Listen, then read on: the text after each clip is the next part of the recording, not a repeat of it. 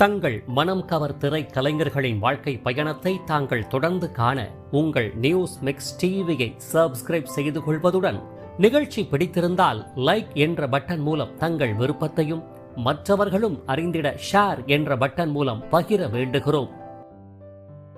News mix TV தங்கள் அனைவரையும் அன்புடன் வரவேற்கிறது. மலேசியா வாசுதேவன் தமிழ் திரை உலகின் பின்னணி பாடகர்களின் வரிசையில் மயக்கும் குரலோன் என கொண்டாடப்பட்டவர். குரலின் இமயம் டி.எம். சௌந்தரராஜன் அவர்களுக்கு பின்னர் மிக கம்பீரமாக குரலாக நடிகர் திலகம் சிவாஜி கணேசனுக்கு பொருந்தி போனவர் மட்டுமின்றி ரஜினிகாந்த், கமலஹாசன், விஜயகாந்த், கார்த்திக், பிரபு என சொல்லிக்கொண்டே போகும் அளவுக்கு எண்ணற்ற முன்னணி நாயகர்களின் பின்னணி இசைக்குரலாக நன்கு ஜொலித்து வந்தவர். பின்னணி பாடகராக மட்டுமில்லாமல் தனது தேர்ந்த முக பாவனைகள், இழைவும் குழைவும் கொண்ட அச்சரம் பிசகாத தெள்ள தெளிவான ஏற்ற இறக்கங்கள் கூடிய உச்சரிப்புகள் உடைய கணீர் என்ற தனித்துவமான குரல் வளத்தால் வில்லன், குணச்சித்திரம் போன்ற வேடங்களை ஏற்று நடிப்பால் சிறப்பித்தவர். மலையாளம் தாய்மொழியாயினும் பிறப்பால் மலேசியாவாயினும் இவரின் தமிழ் உச்சரிப்பை ரசித்தவர்கள் இல்லை, இவர் தமிழன்னையின் தவ புதல்வன்தான் என கூறும் அளவுக்கு அழகு தமிழில் பேசியும் பின்னணிகள் பாடியும் வியக்க வைத்தவர். தனி பாடலா, காதல் பாடலா, துள்ளிசை பாடலா, சோக பாடலா, மென்மை மற்றும் எழுச்சி பாடலா என எவ்வகை பாடல்கள் ஆயினும் கூப்பிடுங்கள் மலேசியா வாசுதேவனை என கூறும் அளவுக்கு 5 தலைமுறை இசையமைப்பாளர்களோடு இசை ராஜாங்கம் நடத்தியவர் மட்டுமின்றி 4 தலைமுறை முன்னணி நாயகர்களுக்கு தனது அற்புத குரல் வளத்தால் சிறப்பு சேர்த்தவர். எழுத்தாளர், கதையாசிரியர், இசையமைப்பாளர், இயக்குனர் என பன்முக திறன்களை தன்னுள் கொண்டவர் மட்டுமில்லாமல் எண்ணற்ற விருதுகளை வென்ற கலை சாதனையாளர், பிரபல பின்னணி பாடகர்களின் பாச தகப்பனார். இப்பேற்பட்ட சிறப்புகளை தன்னகத்தை உடையவரான மந்திர குரலோன் மலேசியா வாசுதேவன் அவர்கள் எங்கு பிறந்தார், எவ்வாறு வளர்ந்தார், அவருடைய குடும்ப பின்னணி யாது, எதனால் தமிழகம் வந்தார், முதலில் நடித்த திரைப்படம் என்ன, கலைத்துறையில் எப்படி கால் பதித்தார், பின்னணி பாடிய மெகா ஹிட் பாடல்கள் யாவை, நடிப்பால் முத்திரை பதித்த திரைப்படங்கள் என்னென்ன, இயக்கிய மற்றும் இசையமைத்த திரைப்படங்கள் யாது, ஏ.ஆர். ரகுமான் இசையமைப்பாளராக தோன்ற எவ்வாறு அடித்தளமானார், யாரை மனம் புரிந்து கொண்டார், பிள்ளைகள் எத்தனை பேர், அவர்கள் என்ன செய்து கொண்டிருக்கிறார்கள், தமிழ் திரை உலகின் உச்சம் பெற்ற பன்முக வித்தகரானவர் எதனால் கலைத்துறையை விட்டு விலகினார், இறுதி நாட்களில் எப்பேற்பட்ட வேதனைகளுடன் பயணித்து வந்தார், முதல் மரியாதை திரைப்படத்தை பிரதிபலிக்கும் வகையில் கோமாவில் பயணித்து வந்தவர், இளையராஜாவின் வருகையை அடுத்து தன்னுயிரை துறந்த நெகிழ்ச்சிமிக்க சூழல் யாது உள்ளிட்ட அவர்தம் நினைவலைகள் போற்றும் சிறப்பு வாழ்க்கை பயணத்தை தற்போது விரிவாக காண்போம். 1944 ஆண்டு ஜூன் மாதம் 15ஆம் தேதியன்று கேரள மாநிலத்தின் பாலக்காட்டை பூர்வீகமாக கொண்ட சாது நாயர் மற்றும் அம்மலு தம்பதியருக்கு மலேசியா நாட்டின் கோலா செலங்கூரின் போர்டிக்சன் பகுதியில் பிறந்த 8வது கடைக்குட்டி செல்ல மகன்தான் நமது வாழ்க்கை பயண நினைவலைகள் குரலிசை நாயகர் எம்.எஸ். வாசுதேவன் எனும் இயற்பெயருடைய மலேசியா வாசுதேவன் ஆவார். இவருடன் வேலுச்சாமி, பொன்னையா, வேலாயுதம், கிருஷ்ணன் மற்றும் கோபாலன் உள்ளிட்ட 5 மூத்த சகோதரர்களும், வள்ளியம்மாள், லக்ஷ்மி எனும் 2 மூத்த சகோதரிகளும் உடன் பிறந்தவர்கள் ஆவர். இவ்வாறு மிக பெரும் குடும்பத்தில் கடைக்குட்டி இளைய செல்ல மகனாக வாசுதேவன் அவர்களின் தந்தையானவர் தன்னுடைய திருமணத்திற்கு முன்பே பாலக்காட்டிலிருந்து பணிச்சூழல் காரணமாக மலேசியா நாட்டின் செலாங்கூர் பகுதியில் குடியேறியதுடன் அங்கு இயங்கி வரும் ரப்பர் தோட்ட தொழிற்சாலையில் பணியாற்றினார். இதன் பின்பு திருமணம், பிள்ளைகள் பேறு என மன மகிழ்வுடன் பயணித்தவருக்கு இசையின் மீது அலாதி பிரியம் உடையவராகவே காணப்பட்டார். இதன் பேரில் தனது பிள்ளைகளுக்கும் ஒரு இசை குருவாகவே விளங்கினார் தந்தை அவர்கள். இதன் அடிப்படையில் தனது தந்தை மற்றும் மூத்த சகோதரர் எம்.எஸ். கோபாலன் ஆகியோரை தனது சங்கீத ஆசானாக ஏற்றுக்கொண்டு இயற்கையிலேயே தனக்கு வெளிப்பட்ட கலையின் ஈடுபாட்டால் பாடல்கள் பாடுவதில் இசை ஞான மிக்கவராகவே வளர ஆரம்பித்தார் சிறுவன் வாசுதேவன் அவர்கள். இதையடுத்து இசை கனவுடன் கல்வியையும் செலாங்கூரில் இயங்கி வந்த அரசு பள்ளியில் இனிதே ஆரம்பித்தவர் மலேசியா நாட்டின் பிரதான மொழிகளில் ஒன்றான தமிழ் மொழியை தனது பாடத்திட்ட மொழியாக தேர்ந்தெடுத்து கற்க ஆரம்பித்தார். இதன் பேரில் தமிழ் மொழி மீது தீவிர பற்றாளராக மாறிப்போன வாசுதேவன் அவர்கள் அவ்வேளைகளில் வெளியான சிங்க குரலோன் ஐயா டி.எம். சௌந்தரராஜன் மற்றும் இசை சித்தர் சி.எஸ். ஜெயராமன் ஆகியோரின் திரை இசை பாடல்களால் பெரிதும் ஈர்க்கப்பட்டு அவர்களை போன்றே குரலை மாற்றி சுதி சுத்தமாக பாடி பள்ளி ஆண்டு விழா நிகழ்ச்சிகளில் இடம்பெறும் பாடல் போட்டிகளில் பரிசுகளை வெல்வதோடு மட்டுமின்றி பள்ளி விடுமுறை நாட்களில் ரப்பர் எஸ்டேட்டில் பணிபுரியும் தொழிலாளர்களை உற்சாகப்படுத்தும் வண்ணமாக பாடல்களை உறக்க பாடி மனம் குளிர வைத்து வந்தார். இவ்வாறு தனது 8ஆம் வயதில் பலரும் பாராட்டும் வகையில் பாட ஆரம்பித்தவர் 15 வயதை எட்டிய வேளையில் தனது மூத்த சகோதரர் எம்.எஸ். கோபாலன் அவர்கள் நடத்தி வந்த இசை நாடக குழுவில் இணைந்து நடிப்பிலும் தன்னை செம்மைப்படுத்திக் கொண்டார். இவ்வாறு பாடல் நடிப்பு என மலேசிய நாட்டின் கலை உலக நட்சத்திரமாக ஜொலித்து வந்தவர் அந்நாட்டில் இயங்கி வந்த பிற நாடக குழுக்களிலும் இணைந்து இசை ஞானமிக்க ஒரு சிறந்த நாடக கலைஞராக மிளிரவும் ஆரம்பித்தார். இவ்வேளையில் மலேசிய நாடக மன்றங்களில் பலமுறை மேடையேற்றப்பட்ட இரத்த பேய் என்ற நாடகமானது 1967ஆம் ஆண்டு ஏப்ரல் மாதம் 19 மற்றும் 20ஆம் தேதிகளில் தமிழகத்தின் தலைநகராம் சென்னையின் மியூசியம் தியேட்டரில் முதன் முறையாக அவ்வேளைய தமிழக முதலமைச்சர் பேரறிஞர் அண்ணா மற்றும் பொதுப்பணித்துறை அமைச்சரான கலைஞர் மு. கருணாநிதி அவர்களின் தலைமையில் அரங்கேற்றம் செய்யப்பட்ட போது பெரிதளவில் பாராட்டப்பட்டு சிறப்பிக்கவும் பட்டது. இதன் அடிப்படையில் மேற்கண்ட நாடகம் 1969இல் இந்திய மலேசிய கூட்டு தயாரிப்பில் மூபன் இயக்கத்தில் ஜி.கே. வெங்கடேஷ் இசையமைப்பில் திரைப்படமாக்கப்பட்ட போது மேற்கண்ட இரத்த பேய் என்ற நாடகத்தில் தொடர்ந்து நடித்து வந்த வாசுதேவன் அவர்கள் இத்திரைப்படத்திலும் முதுமை கதாபாத்திரத்தை ஏற்று நடித்தார். மேற்கூறிய இரத்த பேய் திரைப்படத்தில் ஜி.கே. வெங்கடேஷ் இசையில் இடம்பெற்ற பொல்லாத உலகில் போராட்டம் என்ற பாடலை முதலில் பாடி கலை உலகில் அறிமுகமானாலும் எதிர்பார்த்த அளவுக்கு திரைப்படம் வெற்றி பெறாத நிலையில் வாசுதேவன் அவர்கள் பின்னணி பாடிய பாடலும் பிரபலமாகவில்லைதான்.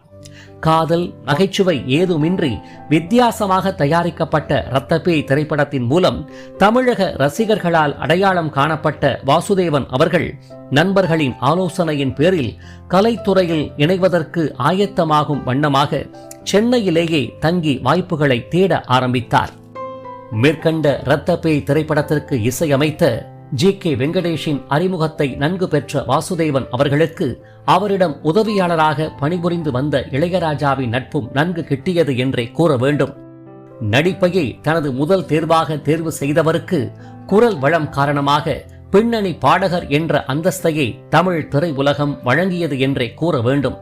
இதன் பேரில் 1972இல் ஸ்ரீ ராஜி மூவிஸ் தயாரிப்பில் ஐயன் மூர்த்தியின் இயக்கத்தில் ஜெய்சங்கர் ஸ்ரீவித்யா நடிப்பில் வெளியான டெல்லி டு மெட்ராஸ் என்ற த்ரில்லர் துப்பறியும் திரைப்படத்தில் பி. குமார் இசையமைப்பில் மாயவநாதன் பாடல் வரிகளில் இடம்பெற்ற பாலு விக்கிற பத்துமா என்ற பாடலை நகைச்சுவை நாயகர் நாகேஷுக்காக ஸ்வர்ணாவுடன் இணைந்து பாடி முதலில் பின்னணி பாடகராக தமிழ் திரை உலகில் அறிமுகமானார் வாசுதேவன் அவர்கள்.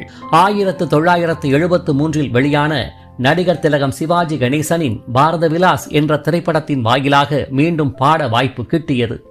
இதன் பேரில் எம்.எஸ். விஸ்வநாதன் வாலியின் பாடலிசை கூட்டணியில் வெளியான மேற்கண்ட திரைப்படத்தின் பிரதான பாடலான இந்திய நாடு என் வீடு என்ற பாடலுக்கு மாபெரும் பின்னணி பாடகர்கள் அனைவருடனும் இணைந்து பாடும் வாய்ப்பை பெற்றதோடு மட்டுமில்லாமல் அப்பாடலில் பஞ்சாபியாக தோன்றி நடனமாடும் பல்தேவ் சிங் எனும் மேஜர் சுந்தரராஜனுக்காக இடம்பெற்ற சுனோ சுனோ பாய் கீத்து சுனோ என்ற பாடலை கம்பீரமாக பாடி இது டி.எம்.எஸ்.இன் குரலோ என இசை ரசிகர்கள் யோசிக்கும் வண்ணம் மனம் கவர்ந்தார் மலேசியா வாசுதேவன் அவர்கள்.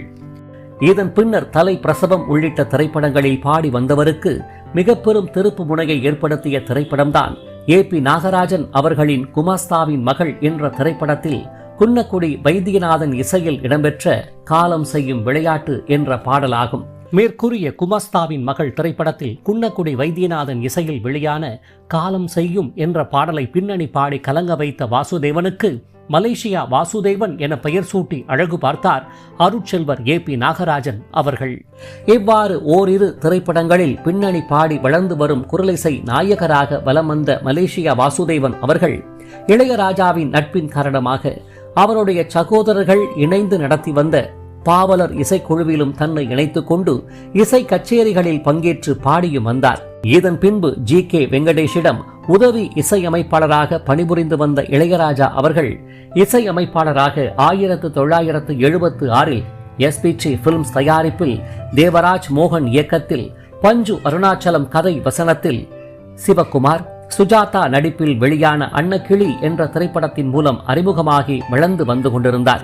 அன்னக்கிளி திரைப்படத்திலேயே தனது நண்பர் மலேசியா வாசுதேவனுக்கு பின்னணி பாட வாய்ப்பு தர நினைத்த இளையராஜா வானவர் சில சூழல்களின் காரணமாக தர முடியாத நிலையில் சிவகுமார் சந்திரகலா நடிப்பில் தேவராஜ் மோகன் இயக்கத்தில் வெளியான உறவாடும் நெஞ்சம் என்ற திரைப்படத்தில் இடம்பெற்ற டியர் அங்கிள் என்ற தனி பாடலை பாட வாசுதேவனுக்கு முதலில் வாய்ப்பளித்தார்.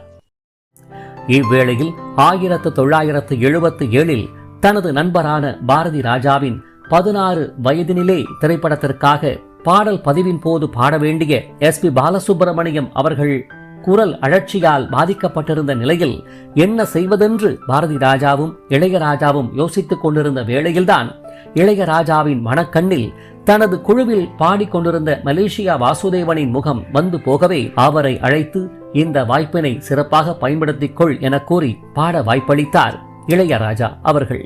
இதன் அடிப்படையில் இளையராஜா கண்ணதாசன் பாடலிசையில் உருவான ஆட்டுக்குட்டி முட்டையிட்டு என்ற கிராமிய மனம் கமழும் பாடலை S ஜானகியுடன் இணைந்து பாடி தமிழக ரசிகர்களின் மனதில் நிலைபெற்று போனார் மலேசியா வாசுதேவன் அவர்கள். தமிழகத்தின் பட்டி தொட்டி எங்கும் ஒலித்த மேற்கண்ட பாடல் மூலம் ரசிகர்களின் பேரபிமானத்தை பெற்ற மலேசியா வாசுதேவனின் இசை பயணத்தை சொல்லவா வேண்டும். இதன் பின்பு எண்ணற்ற பாடல் வாய்ப்புகள் அவரை தேடி வர ஆரம்பித்தன.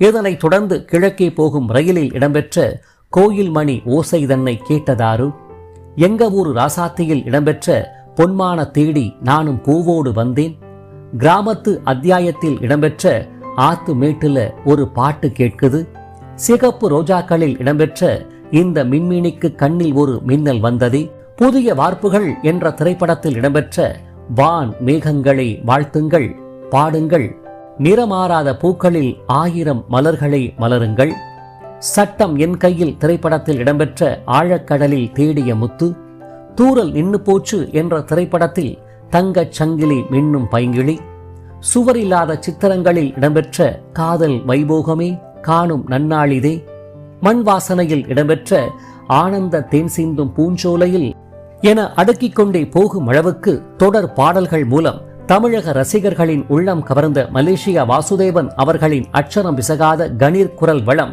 TM சௌந்தரராஜன் அவர்களை சற்று பிரதிபலிப்பதாக விளங்கிய நிலையில் TMSக்கு பிறகு நடிகர் திலகம் சிவாஜி கணேசன் அவர்களின் மனம் கவர்ந்த பாடகராகி போனார் வாசுதேவன் அவர்கள். அவ்வண்ணமே ராஜ ரிஷியில் இடம்பெற்ற சங்கரா சிவசங்கரா, முதல் மரியாதையில் இடம்பெற்ற பூங்காற்று திரும்புமா என அத்துணை பாடல்களை பாடி சிறப்பித்தவர் மட்டுமின்றி படிக்காதவன் திரைப்படத்தில் இடம்பெற்ற ஒரு கூட்டு கிளியாக என எண்ணற்ற பாடல்களை பாடி மனம் கவர்ந்த சிறப்புக்குரியவரும் ஆவார். இது மட்டுமில்லாமல் தர்மயுத்தம் திரைப்படத்தின் மூலம் ஒரு தங்க ரதத்தில் பொன் மஞ்சள் நிலவு மற்றும் ஆகாய கங்கை பூந்தேன் மலர் சூடி என பாடி ரஜினிகாந்திற்கு பின்னணி பாடியவர். இதனைத் தொடர்ந்து ரஜினிகாந்தின் அனைத்து ஹிட் பாடல்களின் பிரதான குரலிசை நாயகராக வலம் வந்த சிறப்புக்குரியவரும் எனில் அதை மறுக்க இயலாது. குறிப்பாக முரட்டுக்காலையில் பொதுவாக என் மனசு தங்கம் என்ற பாடலையும், அடுத்த வாரிசில் ஆசை 100 வகை, படிக்காதவனில் சொல்லி அடிப்பேனடி, மனிதன் திரைப்படத்தில் மனிதன் மனிதன் எவன்தான் மனிதன், எஜமானில் எஜமான் காலடி மண்ணெடுத்து, அருணாச்சலத்தில் சிங்கம் ஒன்று புறப்பட்டதே என சொல்லிக்கொண்டே போகலாம்.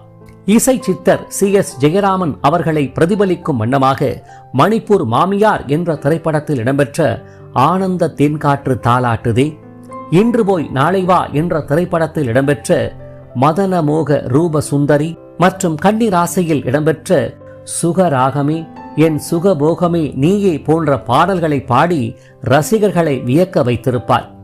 இவ்வாறு வி. குமார், MS விஸ்வநாதன், இளையராஜா, சங்கர் கணேஷ், தேவா, வித்யாசாகர் என எண்ணற்ற இசையமைப்பாளர்களின் இசையில் பாடி வந்தவர் இசையரசி S ஜானகியுடன் இணைந்து எண்ணற்ற டூயட் பாடல்களை பாடிய சிறப்புக்குரியவரும் ஆவார். இவ்வாறு பின்னணி பாடகராக ஜொலித்து வந்த மலேசியா வாசுதேவன் அவர்களை ஒரு நடிகராகவும் இசை அமைப்பாளராகவும் என பன்முக திறமையாளராக தமிழ் திரையுலகம் அறிமுகப்படுத்திய திரைப்படம்தான் 1985 KS மாதங்கன் இயக்கத்தில் ராஜேஷ் சரிதா நடிப்பில் வெளியான கொலுசு என்ற திரைப்படமாகும். மேற்கண்ட திரைப்படத்தின் மூலம் ரசிகர்களால் நடிகராக வரவேற்கப்பட்ட மலேசியா வாசுதேவனின் தோற்ற பொலிவு மற்றும் வசனங்களை வெளிப்படுத்தும் பாங்கு ஆகியவற்றால் ஈர்க்கப்பட்ட தமிழ் திரையுலகம் அவருக்கு வில்லன் மற்றும் குணச்சித்திர வேடங்களை வாரி வழங்கியது.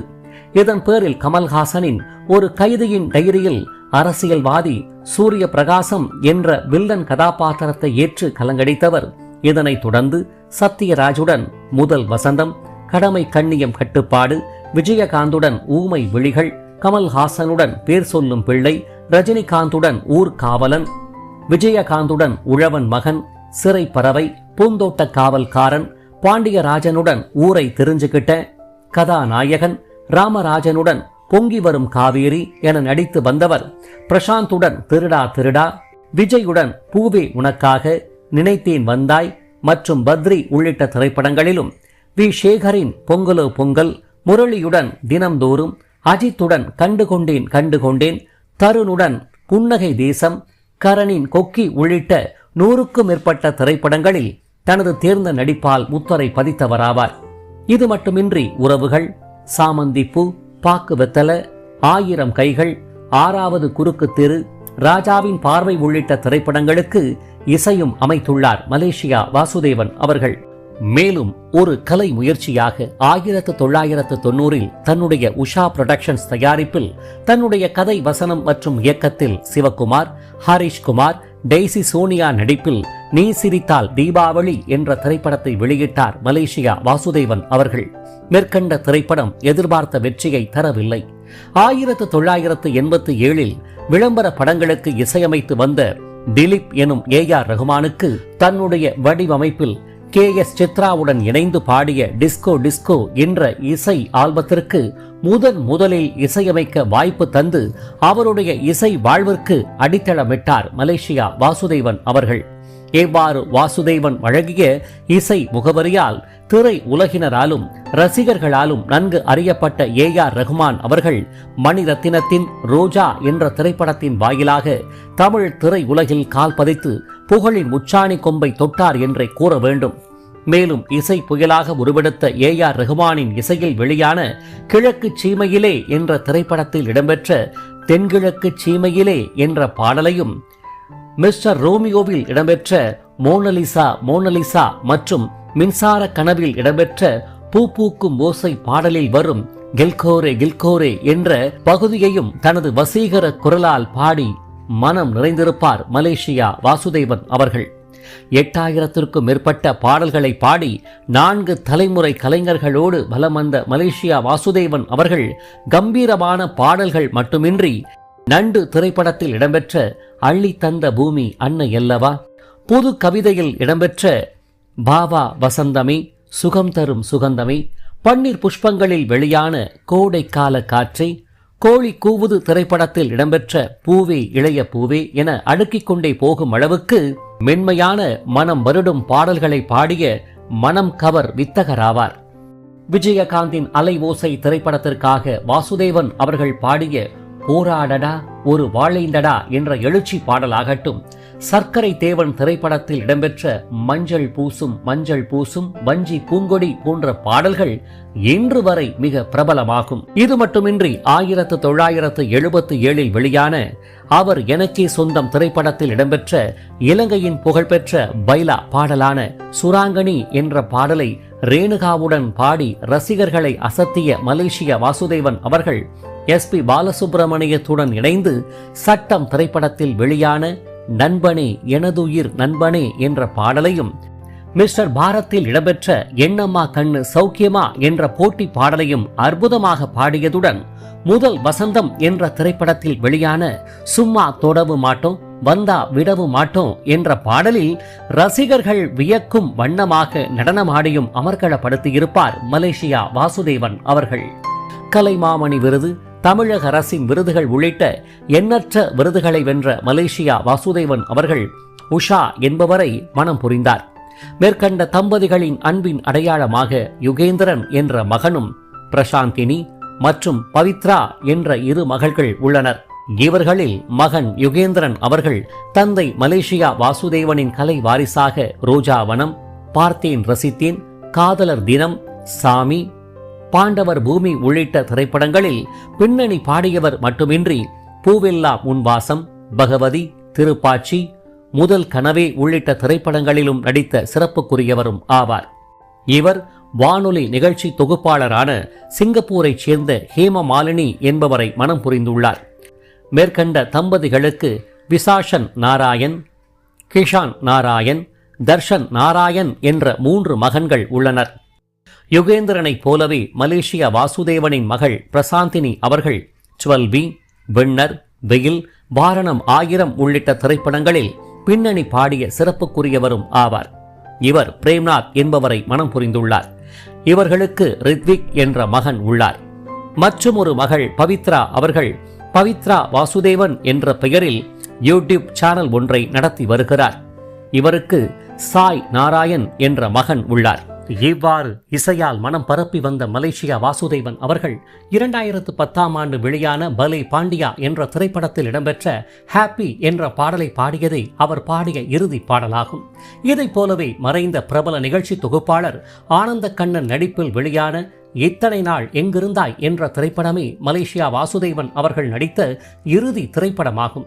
மேலும் 2009ஆம் ஆண்டு வெளியான பாலம் என்ற திரைப்படத்திற்காக தேவதையே என்ற பாடலை எழுதி பாடல் ஆசிரியராகவும் உருவெடுத்தவர் எண்ணம் தோன்றியது எழுத தோன்றியது என்ற புத்தகத்தையும் எழுதி எழுத்தாளராகவும் தன்னை நிலைப்படுத்தியும் கொண்டார். இவ்வாறு சிறந்த இல்லறம், பன்முக கலை பயணம் என வாழ்ந்து வந்தவரின் வாழ்க்கை பயணமானது காலனின் கண்களை நன்கு உறுத்தியது போலும். ஆம், கால ஓட்டத்தால் கலை உலகில் தனக்கு தோன்றிய சறுக்கல்கள், திரைப்பட தயாரிப்பால் ஏற்பட்ட பெரும் நஷ்டம் போன்றவை மலேசியா வாசுதேவனின் மனதை கடுமையாக பாதிக்க, மன அழுத்தத்தால் உடல் அளவில் உண்டான சர்க்கரை குறைபாடு, இரத்த அழுத்தம் உள்ளிட்ட உடற்பிணிகளால் பாதிக்கப்பட்டவருக்கு மேலும் பேரிடியாக பாராலிசிஸ் அட்டாக் எனும் முடக்குவாதம் வாழ்வை முடங்கும் அளவுக்கு நோயும் தொற்றிக்கொள்ள கடும் மரண போராட்டங்களையும் சந்தித்து வந்தவர் குடும்பத்தினரின் பேரன்பு மற்றும் பெரும் அரவணைப்பினால் ஆறுதல் அடைந்து வந்த நிலையில் நோய் பாதிப்பின் உச்சபட்ச கொடுமையாக கோமா எனும் சுய நினைவு அற்ற நிலைக்கு சென்றதுதான் கடும் வேதனையாகும். ஒரு கட்டத்தில் மருத்துவமும் கைவிட எப்படியாவது மீண்டு வந்து விடுவார் என குடும்பத்தினர் போராடி வந்த வேளையில் 2011ஆம் ஆண்டு பிப்ரவரி மாதம் 20ஆம் தேதியன்று யாருக்காக உயிரை வைத்துக்கொண்டு காத்து கிடந்தாரோ அந்த பாச நண்பர் இளையராஜா அவர்கள் மருத்துவமனைக்கு வந்து மலேசியா வாசுதேவன் சிகிச்சை பெற்று வந்த அறையில் கால் வைத்தவுடன் முதல் மரியாதை திரைப்படத்தின் இறுதிக் காட்சியை பிரதிபலிக்கும் வகையில் மலேசியா வாசுதேவனின் உயிர் முற்றிலும் பிரிந்தது. இசைஞானி இளையராஜாவின் மீது கொண்டிருந்த மலேசியா வாசுதேவனின் பாச பிணைப்பை என்னவென்று சொல்வதற்கு வார்த்தைகள் இல்லைதான். இதன் பின்னர் சுமார் 13 வருடங்கள் கழித்து ரஜினிகாந்த் நடிப்பில் அனிருத் இசையில் வெளியான வேட்டையன் என்ற திரைப்படத்தில் இடம்பெற்ற மனசிலாயு என்ற AI தொழில்நுட்ப பாடலில் மறைந்த மலேசியா வாசுதேவனின் குரல் மீண்டும் உயிர் பெற்று ஒலிக்கத்தான் ஆரம்பித்தது. இவ்வாறு தனது தேர்ந்த வசீகரமிக்க பின்னணி குரலாலும் வில்லன் குணச்சித்திர நடிப்பினாலும் பாடலாசிரியர், இசையமைப்பாளர், எழுத்தாளர், கதையாசிரியர் எனும் பன்முக திறத்தாலும் கலை உலகின் பெரும் சாதனையாளராக வலம் வந்து ரசிகர்களின் மனதில் நீங்கா இடம் பிடித்து மறைந்தாலும் வாழ்ந்து வரும் மலேசியா வாசுதேவன் அவர்களின் நினைவலைகளானது கலை உலக பயணம் இப்புவி உலகில் உள்ளவரை பறைசாற்றிக் கொண்டே இருக்கும் என்பது நிதர்சனமான உண்மையாகும். இவர்களைப் போன்ற மறக்க முடியாத திரை கலைஞர்களின் வாழ்க்கை பயணத்தை தாங்கள் தொடர்ந்து காண உங்கள் நியூஸ் மிக்ஸ் டிவியை சப்ஸ்கிரைப் செய்து கொள்வதுடன் பின்னர் வரும் பெல் பட்டனில் உள்ள ஆல் என்ற எழுத்தை தெரிவு செய்து கொண்டு தங்களின் விருப்பத்தை லைக் என்ற குறியீடு மூலமாகவும் கருத்துக்களை கமெண்ட் பாக்ஸ் வாயிலாகவும் பகிர வேண்டுகிறோம். காத்திருங்கள் மற்றும் ஒரு வாழ்க்கை பயணத்திற்கு. அதுவரை இணைந்திருங்கள் உங்கள் நியூஸ் மிக்ஸ் டிவியுடன். நன்றி.